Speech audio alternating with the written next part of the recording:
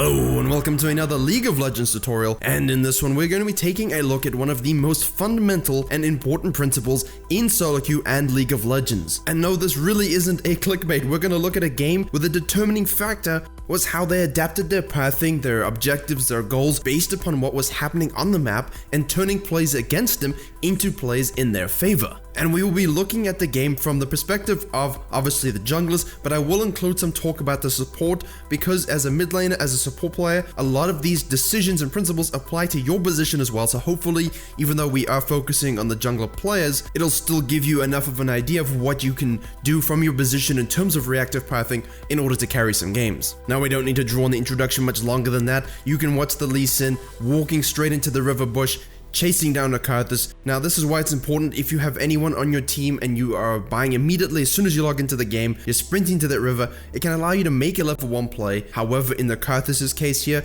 yes, you get away, but don't let the Q actually hit you. You see, the Q hits him, he flashes after the Q hits him, Lee Sin gets first blood. Yes, Lee Sin is forced to flash, yes, Lee Sin then subsequently dies, but the point is that you should probably flash the Q so you don't give that 400 gold to the enemy jungler, because that just makes your life more difficult. Now as Lee Sin starts as red, Karthus starts as blue, Lee Sin will do a full clear of the bottom side, Karthus will try and do a full clear of this whole jungle, and I want to point out that the Karthus does a lot of good things, a lot of proactive decision making in his pathing, in his desire to make an impact on the map. But what transpires this game is very heavily on these small little decisions, these small little gaps in time that junglers create for themselves in order to eke out any lead, and when that adds up, you'll see that sort of explosion that's been building just pop off. Now naturally Karthus has no flash, Lee Sin is an aggressive jungler, you have no flash, he's gonna invade you, try and figure out where you are, he does, but Karthus does clear extremely quickly, and even though he shoves them away from the Krugs, Karthus has already taken them, and he gets to go back to base after doing a full clear.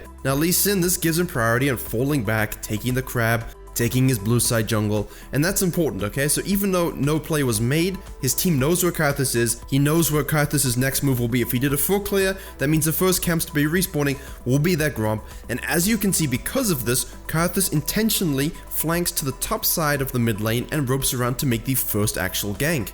And while now kill is gained, sums are burned, and it gives him priority on that bottom side scuttle. He is also able to leave that control ward deep, which is very important. A lot of junglers in mid to low MMRs don't leave these deep wards early, and that's really great for tracking the enemy jungler, especially those early ganking pathways. Now this next little sequence is all about those small decisions. Look at Lee here, he is on his wolves. Look at Karthus, he is on the crab. Who starts to move over to the fight in the mid lane first? That would be Lee Sin. He is keeping his eyes up while he's farming, he's looking in the mid lane. Obviously we don't get to see his first person perspective, but the decision to move before the Karthus, even though they're about similar distances away from the fight, lets Lee Sin be the first one to rotate and the first one to make the play. Yes, Lee Sin's mid laner did die, and of course the fight did draw itself to Lee Sin's side. How many times have you been in this situation? You're farming wolves, but you will sit and finish that large wolf, the mid laner dies, you flame your mid laner, now you have to hold it and Camille gets away and Karthus arrives in time to stop you. You need to have the discipline to say, you know what, look at this fight, I'm rotating immediately. You don't know what the outcome's gonna be, you don't know what's gonna play out. Be there to capitalize on anything that might happen. Now to that end, you see the Volibear has showed up mid lane, combines with the Lee Sin, good use of the E and the Q to help Lee Sin get that kill onto Karthus, they back out together and they've capitalized on the situation. And now I want to reverse to look at the Volibear. Where did he come from and why did he make this decision? Well, in the bottom lane, 2v2, you've got a Corki and Volibear bot lane. That's kind of strange, but on one hand you have Pyke who loves to roam also, and you have Volibear who is going to be a very good roaming support. Now Volibear dies in a 2v2. Naturally he's in base, Corki has to try and wave clear and hold the lane as much as he can without dying. Volibear is on his way walking back, Corki now has no mana and wants to head back to base for his first item spike. Supports in these situations, don't go back with your ADC, you were just dead, you just bored. Don't start pushing waves when you don't actually know anything about wave manipulation. Look to go gank, look to go roam, look to go get deep vision. In this case, the Volibear has reactive pathing, much like the Lee Sin. They adapted what they were doing to the action on the map, and because the Volibear moved up when he did, he arrived in perfect time to capitalize on the Karthus' positioning. Yes, the Karthus put the control ward, but when you're in a fight, in a skirmish, you're in a mobile champion, sometimes you don't have much choice if the enemy is a Volibear. So a good lot of reactive pathing by the Lee, by the Volibear. Pyke has now come to the mid lane also in an attempt to get into the fight to save his jungler from the bite of a spandex wearing circus bear. Doesn't exactly go as planned. but Volibear ends up staying way too long in the mid lane, and you'll see the Karthus is pathing. He's probably going from the Krugs to the Raptors all the way down bottom again, but as he sees a fight develop, Lee Sin again stops his wolves, rotates all the way over to this fight to try and make things happen. Volibear falls, they push the other duo off of mid lane, then Lee Sin figures it's time to go back, but because Karthus had actually begun his rotation, begun his reactive pathing towards the mid lane, he is in prime position to collapse on the overpushing Jace, and despite Lee Sin being there, there's not much he can do and he has to get out. So far, even though things might seem a bit fiesta, even though they might seem a bit crazy, stopping what you're doing and moving towards the action to help your team is better than going to your Krugs and saying, well, why'd you guys die mid? If you had rotated, like the Karthus did, you might be there to get in on some kills, get some assist gold, because remember, the kills and assist gold all adds up to your gold lead. It helps spread the wealth. Silas would be very proud. Now Lee Sin can finally go back, spend his gold, Karthus can move to his blue side jungle, and he makes a correct play, a good read. He knows that Lee Sin went back to base. He has a small window of time where he can head to the bottom lane, get another kill on the Volibear. Things aren't looking too great for him at this moment, and you see Lee Sin, he doesn't worry too much about it. He is clearing his jungle, he takes his red, and this is what we call sort of delayed reactive pathing, alright? You're not going to be there for the counter gank in time, the support is dead, you don't want to go there when the jungle's there, you want to give time for the enemy jungler to go back into his jungle, get a second buff, and then do what the Lee Sin does, then loop around, punish low HP enemies, medium health enemies who are not going back, who don't have resources.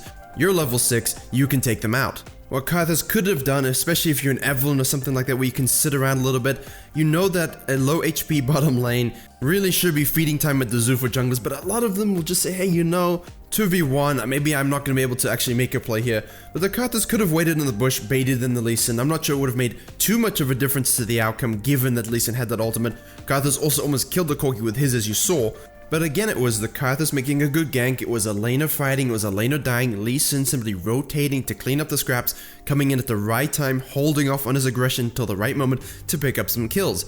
Now, even though the Volibear is inting, what's the reactive process to what just happened in the bottom lane? Go take that dragon. You might not have planned to take the dragon, you might say, well, I need to go do Krugs. Why? Bottom lane is dead, the enemy jungler has used his ultimate, he's going to be a little bit low on resources given he hasn't been back except for the one time. That is a free fire dragon. You want to secure those objectives, which they do, and then Volibear goes and hits a nice flip on the enemy mid and they get that kill as well. And this is the first sign of the gold lead shooting up just a little bit. Why? Because Lee Sin and Volibear have both reacted and changed their game plan about what's happening on the map. Doesn't matter that the Karthus has made some good plays. What matters is that the enemy is foregoing their own selfish need to finish their large Merc Wolf and is rotating to pick up a kill, to help a lane, to get in and helping your teammates. That's the most important thing. And you could say, well, either side could have rotated. The team that does decide to have a reaction to what's going on the map as a team will be usually the team that ends up winning. So Lee Sin hasn't had any direct invades into the enemy jungle. If your lanes are in a negative state pushed against you, they're good for ganking if they're alive, but you don't always want to go run into the enemy jungler and then get 2 or 3v1. So in this case, he farms a bit, and Karthus takes their crab, and you'll see from Lee Sin's minimap, they have no idea he's in their river at that moment. Lee Sin is simply reacting to the top lane skirmish going on.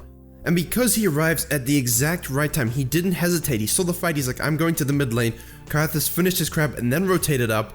Lee Sin is once again in prime position to take advantage of his champion's superior skills in this case and get another double kill for his team again and adjust to his game plan based upon what's going on. He didn't say, well, I have a date with the Gromp, let me finish that while you just survive. Based upon what just happened, top lane is dead, jungle's dead, red buff just spawned, I'll just take that away from you, I'll take Krugs from you, I'll use really good pathing over the Rift Herald pit so that I do not show on the Rift Herald vision. We looked at this in our vision tricks video, so if you're interested in some kind of pathing tricks there, I'll link that in the top right and in the description. And after donating his blue buff to the mid laner, one could debate whether he deserves it or not, but it is Korea, so best to give it away. He can go back to buy. Now, look at this pathing again. We see Karthus is going to the mid lane. He's waiting for his mid laner to engage in a fight, and you might think this is great. As soon as Camille baits the fight towards him, that's basically a 2v1 in the mid lane, free kill for Karthus' team. But let's just switch on the other vision. You'll notice the very sneaky Ninja Bear sitting right around the corner of mid lane in a better position than the Karthus, understanding that this lane isn't going in his team's favor, and so the aggression of the enemy Camille can easily be punished with a heads up play. If things aren't going well in the bottom lane, you're being destroyed 2v2, take some opportunities to apply your pressure in other lanes like he has done, and again Karthus just has to simply walk away from the situation. Nothing he can really do. The enemy support and the enemy jungler are just reacting and making ganks better than he is doing. He did have some good ganks early on, no doubt about it. He has pressed R with the most immense skill you've ever seen and picked up some assists and some kills here and there, but the Volibear and the Lee Sin have just had a better read on what the map has presented to them this game, and they've taken it with open arms. Now again, the Lee Sin, he knows, bottom lane is not going to happen. Volibear is roaming, 2v2 they're losing. Let me head to the top lane. Another skirmish. I'll adjust my pathing, turn left, pick up a kill, and because of this, and because I saw the Karthus going to the bottom side of the jungle, he's probably clearing a bit, that'll give me a free Rift Herald, which I can take along with the Crab. Now I just want to talk about the support again, because the Pyke and the Kai'Sa have been winning versus the Corki and the Volibear as you would expect them to do. But the Volibear with Lee Sin now collapse into the mid lane in a 3v1, Karthus went back to base, activate the Herald, Kai'Sa and Pyke are still in the bottom lane, he hasn't roamed, he hasn't made plays, he hasn't had nearly the same macro impact as the Volibear, who has used his reactive pathing to get in on the action, to help push this Herald now, grab 2 more kills, grab 2 towers. The Bane back-breaking play has just been made, and it's all because Volley and Lee Sin looked at the map as a map. They looked at the ability to counter gank, to make plays when plays were able to be made, to take objectives when objectives were able to be taken. Well, Pyke didn't do the same thing. Karthus wasn't able to turn plays that he tried to make into wins for his team, and thus Lee Sin capitalized. And now you'll see them group up, tower dive bottom lane, push things out, and basically the enemy team is so demoralized, they'll end up surrendering in a few minutes. So what I want you to take away from this video is that the next time you see your lane is fighting 1v1 at level 4 and it's not going your team's way, you don't need to finish the wolf. React, get to the fight before the enemy jungler, turn the tides. If you're a support and your ADC is going back, don't sit in bottom lane and wonder what the 20th Lux skin is going to look like. Rotate to the mid lane, react to what your jungler is doing also, work together to get kills, and then of course don't overstay and let the enemy make a play like the Karthus did. Just because the Lee Sin or enemy jungler, whoever it may be, is making a play on the mid lane, doesn't mean you can't ignore your Krugs and try and make a play yourself. Be willing to adapt your game plan, be willing to adapt your pathing, and take what's given to you, whether it's a red buff, whether it's a herald, whatever it may be. For mid laners, rotating to a fight in the river that's 2v2 is better than you having to get that cannon.